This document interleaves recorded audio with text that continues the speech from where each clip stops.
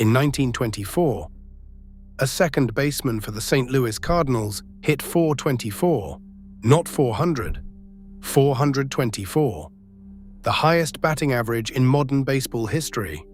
No player has come within 30 points of it in the century since. And it was not a fluke.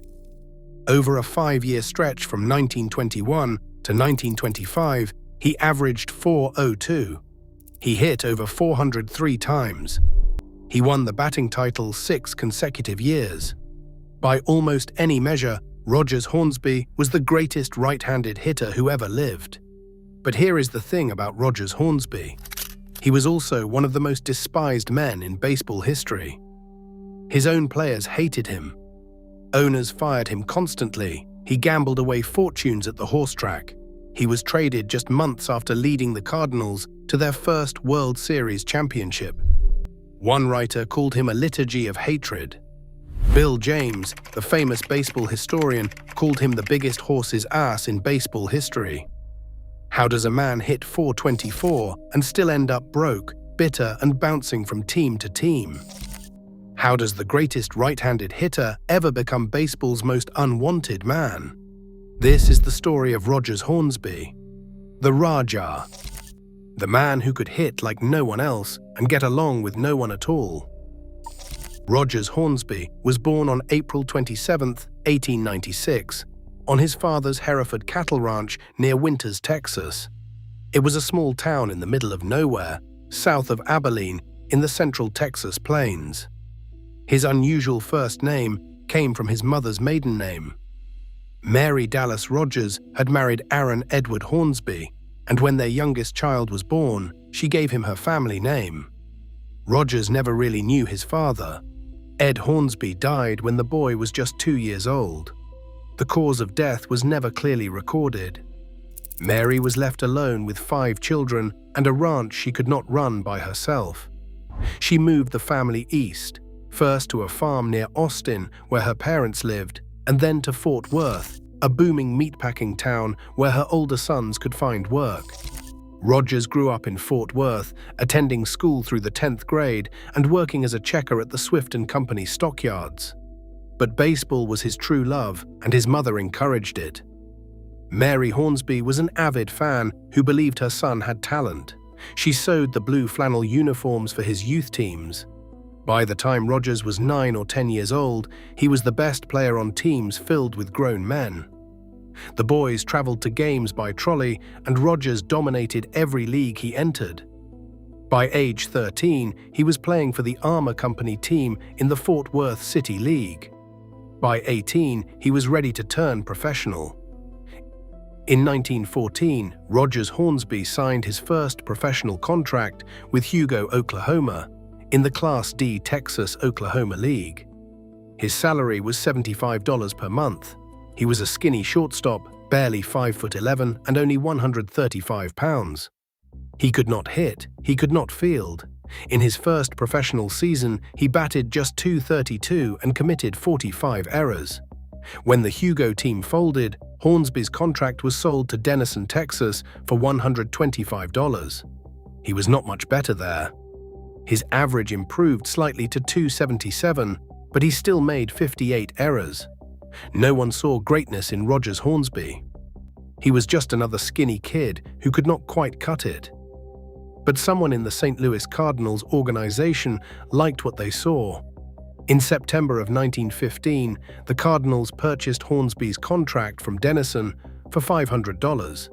It was a desperation move. The Cardinals were broke, struggling to compete with the crosstown Browns and the upstart Federal League. They could not afford proven players from the higher minor leagues, so they took a flyer on an unproven kid from Class D. Hornsby joined the Cardinals in Cincinnati and made his major league debut on September 10, 1915. He entered the game as a defensive replacement at shortstop in the 6th inning of a 7-1 loss to the Reds. He went hitless in 2 at-bats. In 18 games that season, he hit just .246. After the season, Cardinals manager Miller Huggins delivered a harsh assessment. He told Hornsby that if he did not improve, he would be farmed out, meaning sent back to the minor leagues. Hornsby had never heard that expression before. He thought Huggins was telling him to go work on a farm, so that is exactly what he did. Hornsby spent the entire winter on his uncle's farm near Lockhart, Texas. He woke before dawn and worked until dark. He hauled hay, he chopped wood, he did every back-breaking chore the farm required. He ate enormous meals of fried chicken and steak. He drank as much milk as he could hold. He got 12 hours of sleep every night.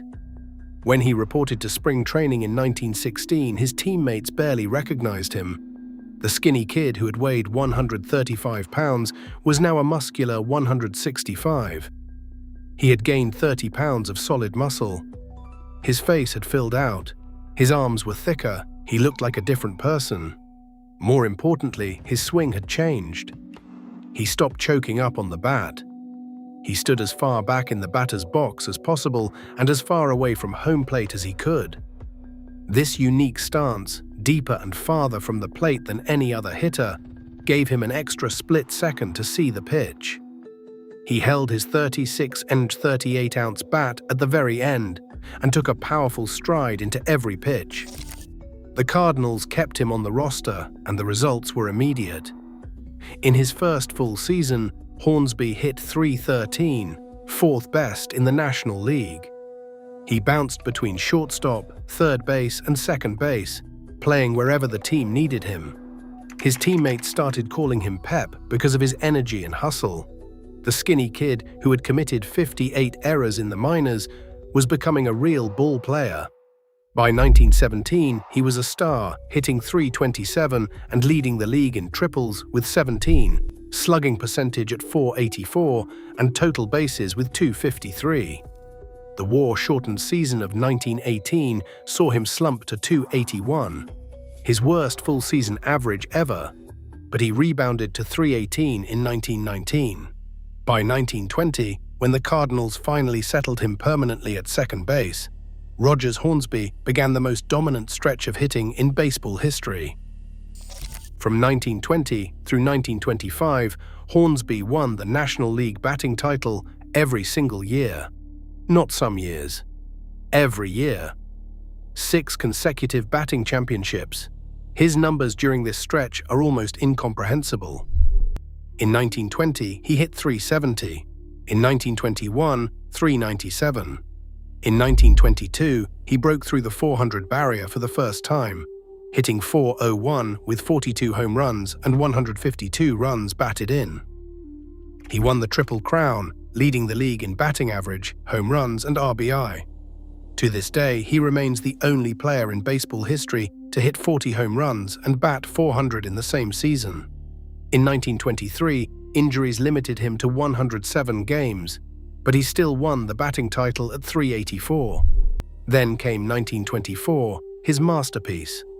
Hornsby hit .424, a number so absurd that no player has come within 30 points of it in the century since. Think about what that means.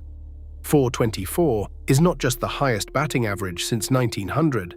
It is so far beyond anything else that it exists in its own category.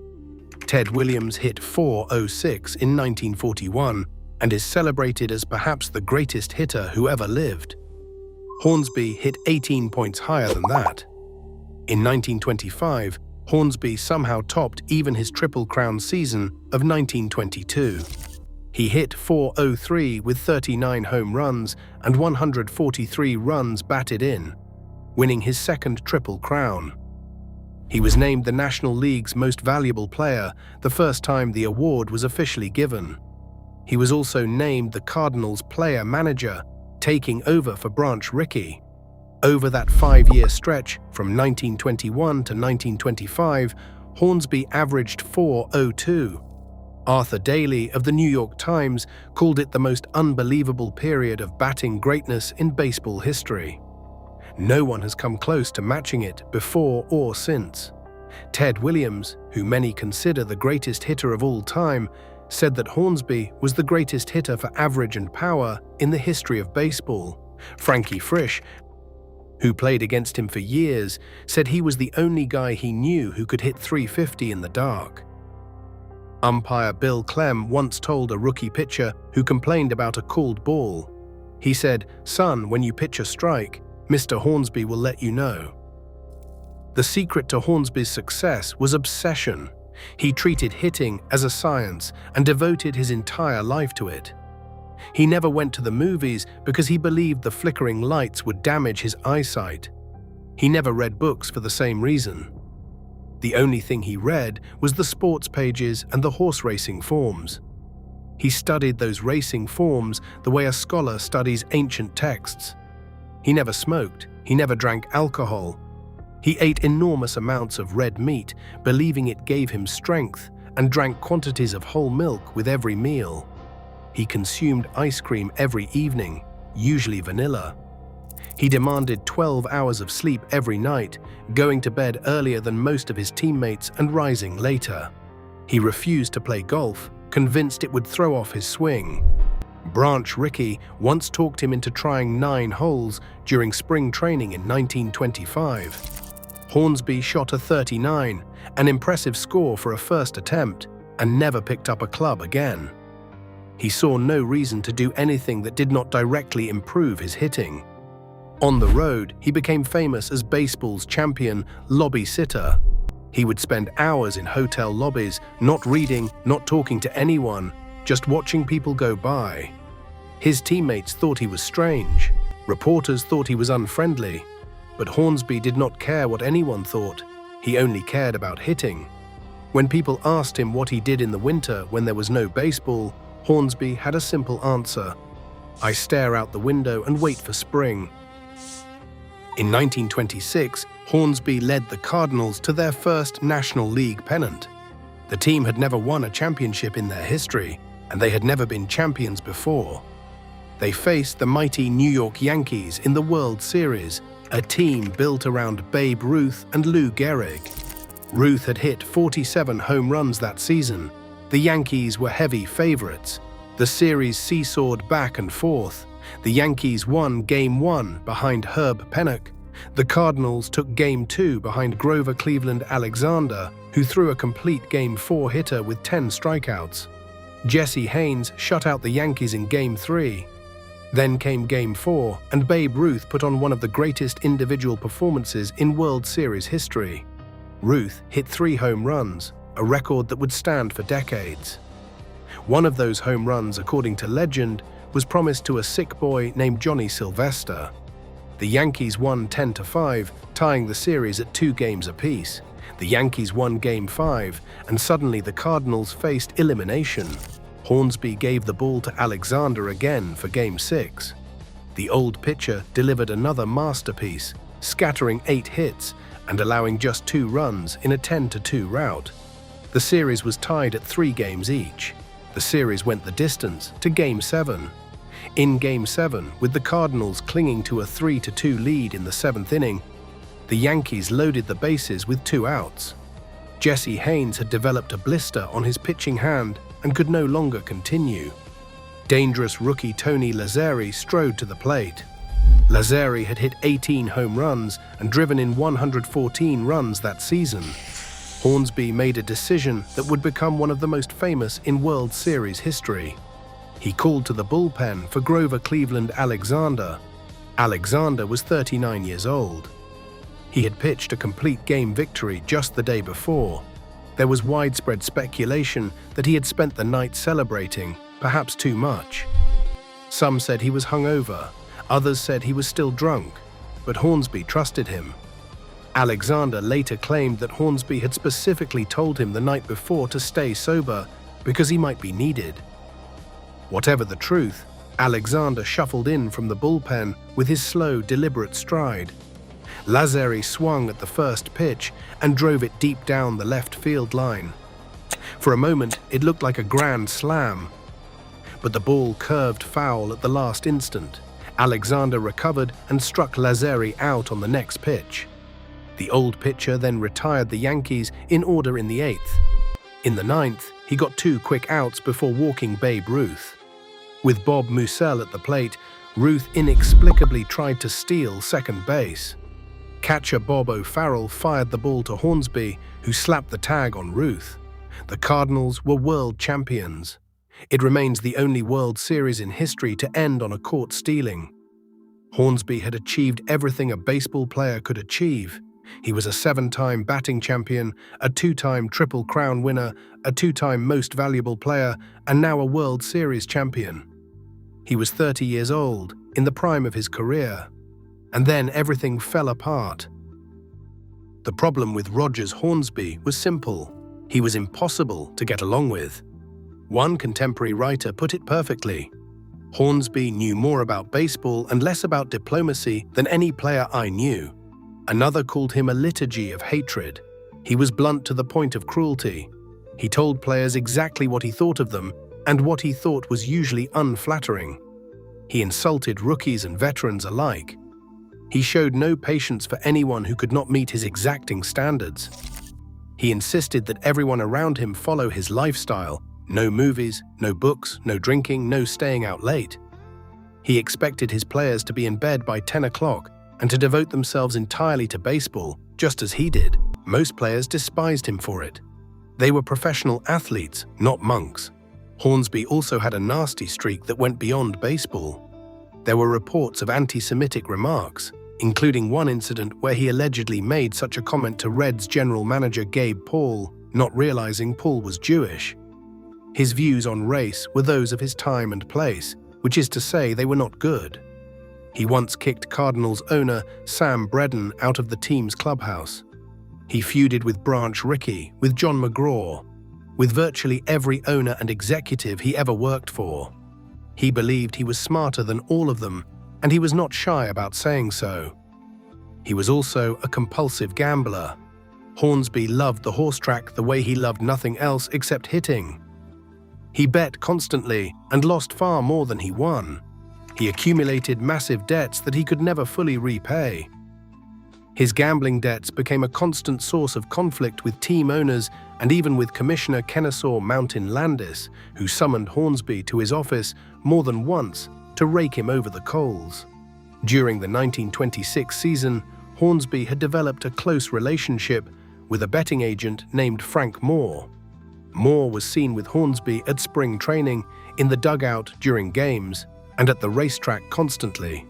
Cardinals owner Sam Bredin was furious. He told Hornsby to end the relationship. Hornsby refused. Just weeks after winning the World Series, Bredin traded Hornsby to the New York Giants for Frankie Frisch and Jimmy Ring. The reigning World Series champion manager was gone. The best hitter in baseball had been shipped out of town because his owner could no longer stand him. There was also a messy dispute over shares that Hornsby owned in the Cardinals. He had purchased shares in the team during his time there and demanded to be paid for them as part of any trade. The dispute dragged on for months and involved the league office. Eventually, the other National League owners chipped in to buy out Hornsby's shares for more than $100,000 just to make the problem go away. The Giants paid a steep price to get Hornsby, but owner Charles Stoneham quickly regretted it. Hornsby hit .361 for New York, drove in 125 runs, and often managed the team when John McGraw was sidelined by illness. But his gambling debts became public when a bookie sued him for more than $70,000 in unpaid bets. The lawsuit made headlines across the country. His abrasive personality alienated manager John McGraw and star third baseman Freddie Lindstrom. McGraw, himself no easy man to get along with, could not wait to be rid of him. After just one season, the Giants traded him to the Boston Braves for outfielder Jimmy Welsh and catcher Shanty Hogan. Hornsby hit .387 for Boston in 1928, winning his 7th and final batting title. He also took over as the Braves' player-manager, but the cash-strapped Braves could not afford his salary. After less than 3 months, they traded him to the Chicago Cubs for $200,000 and 5 players. It was one of the largest transactions in baseball history at that time. In Chicago, Hornsby had one more great season. In 1929, he hit .380 with 39 home runs and 149 runs batted in. He won his second Most Valuable Player award, becoming one of the few players to win the award with 2 different teams. The Cubs won the National League pennant and faced the Philadelphia Athletics in the World Series, though they lost in 5 games. Hornsby was named Cubs manager in September of 1930, replacing the legendary Joe McCarthy. He led the team to an 86-win season in 1931, hitting .331 himself in limited playing time. But the pattern repeated itself. Hornsby's rigid demands and brutal honesty wore on his players. By August of 1932, owner William Wrigley had seen enough. The Cubs fired Hornsby and replaced him with Charlie Grimm. The team went on to win the pennant without him, and the players voted to deny Hornsby any share of their World Series money. They wanted nothing to do with him. It was the ultimate insult to a man who had devoted his entire life to baseball. Nobody liked our manager Rogers Hornsby, Browns pitcher Les Tietjé later said. There was a real son of a gun. Except for his racing forms, there was no newspapers, no movies, no beer, nothing. Hornsby returned to the Cardinals briefly in 1933, but was released in July. He joined the St. Louis Browns and became their player manager. But his gambling finally caught up with him.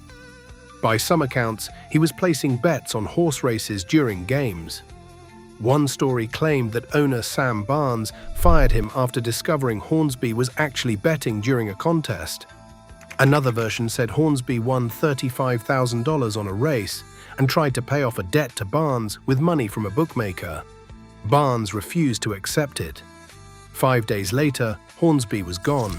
The Browns fired him in July of 1937. In his final season, at 41 years old, Hornsby still hit .321 in limited action. He could still hit, he just could not get along with anyone. At 41 years old, Rogers Hornsby had worn out his welcome with every team in baseball. He had played for the Cardinals, Giants, Braves, Cubs, and Browns. He had been traded or released by all of them. No owner wanted anything to do with him.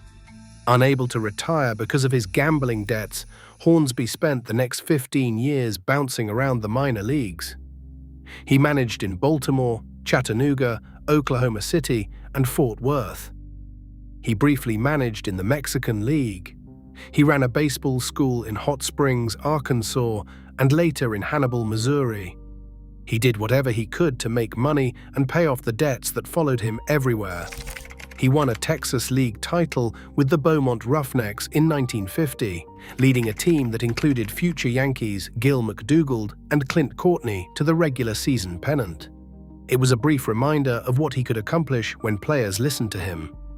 In 1952, the Browns gave him one more chance as their manager. It lasted 51 games. The players actively conspired to get him fired. One player later joked that it was either force him out or kill him. When owner Bill Veeck finally fired Hornsby, the grateful players presented Veeck with a trophy inscribed to Bill Veeck for the greatest play since the Emancipation Proclamation. Hornsby finished the 1952 season managing the Cincinnati Reds, but was fired again in September of 1953. His managerial career was finally over. In 14 seasons as a manager, he had been fired 6 times and compiled a record of 701 wins and 812 losses. Yet Hornsby could not stay away from baseball. He worked as a coach for the Chicago Cubs from 1958 to 1960. In 1961, the expansion New York Mets hired him as a scout. The following year, at 66 years old, he joined Casey Stengel's coaching staff for the Mets' inaugural season. The 1962 Mets were historically bad, losing 120 games. Someone asked Hornsby how well he thought he could hit against modern pitchers if he were still playing. Hornsby replied that he guessed he would hit about .280 or .290. When asked why he would hit for such a low average, Hornsby said that he was 66 years old. And what did you expect? It was a rare moment of self-deprecating humor from a man who had very little humor in him. That fall, Hornsby entered a Chicago hospital for cataract surgery. The procedure was routine, but he suffered a stroke during his recovery. He remained hospitalized through the holidays, unable to go home. On January 5, 1963, Rogers Hornsby died of a heart attack. He was 66 years old. The funeral was held at North Shore Baptist Church in Chicago. The pallbearers included Hall of Famers Ray Schalk, Ted Lyons, Gabby Hartnett, and Lou Boudreau. Former teammates Rip Collins and Johnny Mostill also carried the casket. For a man who had been so thoroughly disliked during his career, it was a remarkable turnout of baseball royalty. Perhaps in death, his former colleagues could finally appreciate his greatness without having to deal with his personality. Hornsby's last request was that there be no flowers. He hated flowers. He wanted any money to go to the National Heart Fund instead. 12 floral arrangements arrived anyway. People never could follow his instructions. One of them, from the Mets, was shaped like a baseball diamond. He was buried in the Hornsby Bend Cemetery near Austin, Texas, in the old family plot where generations of Hornsbys had been laid to rest. Rogers Hornsby left behind a complicated legacy. On one hand, he was unquestionably one of the greatest hitters who ever lived. His career batting average of .358 remains the highest for any right-handed hitter in baseball history. Only Ty Cobb, at .366, ranks higher overall. Among National League players, Hornsby stands alone at the top. He won 7 batting titles, tied for third most in history behind Cobb and Tony Gwynn. He won 2 Triple Crowns, joining an exclusive club that includes only Cobb, Ted Williams, Mickey Mantle, Carl Yastrzemski, and Miguel Cabrera. He led the National League in slugging percentage 9 times, a record that still stands more than 90 years later. He led the league in on-base percentage 9 times as well. He hit over 403 times, something only he and Cobb have accomplished in the modern era. His total numbers are staggering: 2,930 hits, 301 home runs, 1,584 runs batted in, 1,579 runs scored, 541 doubles, a career on-base percentage of .434 and a slugging percentage of .577, combining for an OPS over 1,000. The Hall of Fame inducted him in 1942, during his 5th year on the ballot. He received 78.1% of the vote. The Sporting News ranked him 9th on their list of the 100 greatest players. Major League Baseball named him to the All-Century team in 1999. The Cardinals inducted him into their team Hall of Fame in 2014.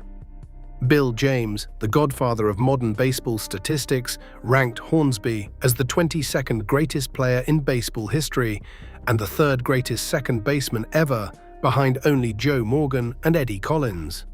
He also ranked Hornsby as, in his words, the biggest horse's ass in baseball history. Both assessments were probably accurate, but numbers only tell part of the story. Hornsby was also a cautionary tale, a reminder that greatness on the field does not guarantee happiness or success in life. His personal life was a disaster. He married 3 times. His first wife, Sarah Martin, divorced him in 1923 after a scandalous affair became public. Hornsby had met a married woman named Jeanette Pennington Hine at a dog track in 1922. When both spouses found out, there were lawsuits, divorce proceedings, and headlines in every newspaper. Hornsby married Jeanette in 1924, and they had a son, Billy. But that marriage also fell apart. They became estranged in 1944, and Hornsby began living with a woman named Bernadette Harris, whom he called his personal secretary. In September of 1953, Harris jumped from a 3rd-story window to her death. Her suicide was attributed to depression. His first wife's son, Rogers Hornsby Jr., joined the military and showed promise as a pilot. In December of 1949, at just 29 years old, he was killed in a training mission in a modified B-29 bomber. Hornsby's first wife refused to allow him to attend his own son's funeral. After Jeanette died in 1956, Hornsby married a Chicago widow named Marjorie Bernice Frederick Porter. They remained together until his death, but by then the damage was done. His gambling cost him fortunes. His personality cost him jobs. By the end of his life, he was broke and largely alone, working as a coach for a terrible expansion team, living in a Chicago hotel far from the Texas plains where he had grown up.